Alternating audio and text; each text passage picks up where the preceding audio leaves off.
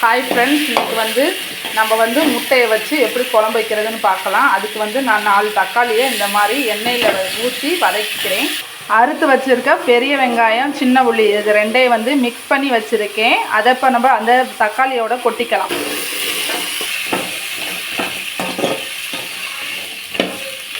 ஒரு பூண்டு எடுத்து அப்படியே உடச்சி போட்டுக்கலாம். பெருஞ்சீரகம், சோம்புன்னு சொல்லுவாங்க, அதை கொஞ்சம் சேர்த்துக்கிறேன்.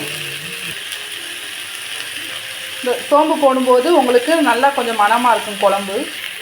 கசகசா போட்டுக்கிட்டோம்னா குழம்பு நல்லா டேஸ்ட்டாக கொஞ்சம் கெட்டியாக இருக்கும், வாசமாகவும் இருக்கும். ஒரு கைப்பிடி கருவேப்பிலை போட்டுக்கலாம், நல்லா கிண்டி விட்டுக்கலாம்.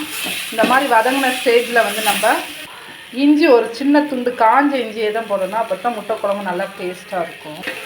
அதை போடும்போதே நல்லா மணமாக இருக்கும். காஞ்ச இஞ்சி ஒரு துண்டு போட்டோம்னா நல்ல ஒரு மணம் வரும். வீட்டில் அரைச்ச குழம்பு மிளகாய்த்தூள், மல்லி எல்லாமே கலந்து வீட்டில் நம்ம குழம்புக்குன்னு அரைக்கிற மிளகாய்த்தூள் கரெக்டாக ஒரு கரண்டி அளவு, இந்த மாதிரி ஒரு கரண்டி அளவு போடணும். இதை ஒரு கிண்டி விட்டுக்கலாம்.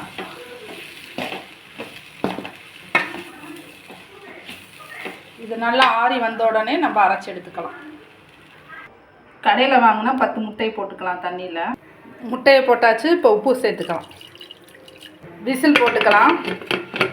ஒரு விசில் வந்தால் போதும், முட்டை வெந்துடும். தேங்காவை இப்படி நல்லா திருவி எடுத்துக்கலாம் அரைக்கிறதுக்கு. முட்டை ஒரு விசில் வந்துருச்சு. இப்போ நிப்பாட்டிக்கலாம்.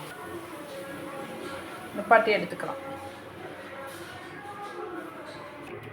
வதக்கி வச்சது ஆறிடுச்சு. இப்போ அரைச்சி எடுத்துக்கலாம். இந்த மாதிரி நல்லா அரைச்சி எடுத்துக்கணும். தேங்காய் திருவியாச்சு, தேங்காவையும் நல்லா அரைச்சி எடுத்துக்குவோம். இந்த மாதிரி அரைச்சி நல்லா எடுத்துக்கணும். இந்த மாதிரி ஒரு விசில் விட்டோன்னே நல்லா கொதிச்சு ஆவியெல்லாம் வெளியே வரும். ஈஸியாக முட்டை ஓடை எடுக்க முடியும். இப்போ எப்படி எடுக்கலான்னு பார்த்துக்கலாம் வாங்க. முட்டை ஓட்டை எடுத்துடலாம். இந்த மாதிரி உடச்சி எடுத்துக்கணும். உடைக்கிறப்பயே 4-5 முட்டை வயிற்றுக்குள்ளே போயிடுச்சு. 2 பேர் பங்கு போட்டு எடுத்துக்கிட்டாங்க அடிச்சுக்கிட்டு வீட்டில் இருக்கவங்க. இப்படி உப்பு போட்டு குக்கரில் வைக்கும்போது முட்டை உடையாமல் வரும் பாருங்களேன். எங்கேனுமே ஒரு இது இருக்காது, உடைய வர்றதுக்குள்ளேயே நல்லா வெந்து வந்துடும். குழம்பு சட்டியை எடுத்து நல்லா காய வச்சுக்கலாம். அடுப்பில் எண்ணெய் காஞ்ச உடனே வெந்தயம் சேர்த்துக்கலாம்,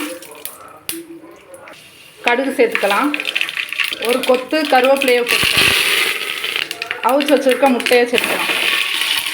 இந்த மாதிரி முட்டையை சேர்த்து ஒரு கிண்டி விட்டுக்கலாம். குழம்பு கரண்டி எடுத்து தான் கிண்டணும். தேவையான அளவு கல்லுப்பு சேர்த்துக்கலாம். முட்டை டேஸ்ட் வரணும்னா ஃபஸ்ட்டு தேங்காய் தனியாக அரைச்சி வச்சுருக்கோம்ல, அதை சேர்த்துக்கணும். ஒரு கொதி வர்ற வரைக்கும் இதை அப்படியே வச்சு கிண்டி விட்டுட்டு அப்படியே வச்சுருவோம். அப்போ தான் டேஸ்ட்டாக இருக்கும் முட்டை குழம்பு. இந்த மாதிரி கொதித்த உடனே நம்ம அரைச்சி வச்சுருக்கிற வெங்காயம், தக்காளி, மிளகாப்பொடியெல்லாம் அரைச்சி வச்சுருக்கோம்ல, அதை சேர்த்துக்கலாம். கழுவுன தண்ணியை சேர்த்துக்கலாம். நான் எப்பொழுதும் உப்பு எல்லாமே கரெக்டாக போடுவேன். நீங்கள் புதுசாக செய்கிறனால உப்பெல்லாம் பார்த்து கரெக்டாக போட்டுக்கோங்க. உங்கள் வீட்டு தேவைக்கேற்ப போட்டுக்கோங்க. இப்படி கலந்து விட்டுறணும். ஒரு எலுமிச்சம்பழம் அளவு புளி எடுத்து அதை கரைச்சி வச்சுருக்கேன். இப்போ அதை ஊற்றிடலாம்.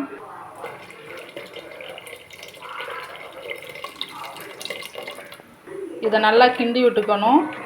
இது பச்சை வாசனை போகிற அளவுக்கு கிண்டி விட்டுக்கணும். குழம்பு கொஞ்சம் தண்ணியாக இருக்குது, அது கொஞ்சம் கெட்டியாக மாறணும். அந்தளவுக்கு கிண்டி விட்டுட்டு வச்சிட்டோம்னா குழம்பு டேஸ்ட்டாக இருக்கும். நம்ம எதிர்பார்க்குற முட்டை குழம்பு தயாராகிடும்.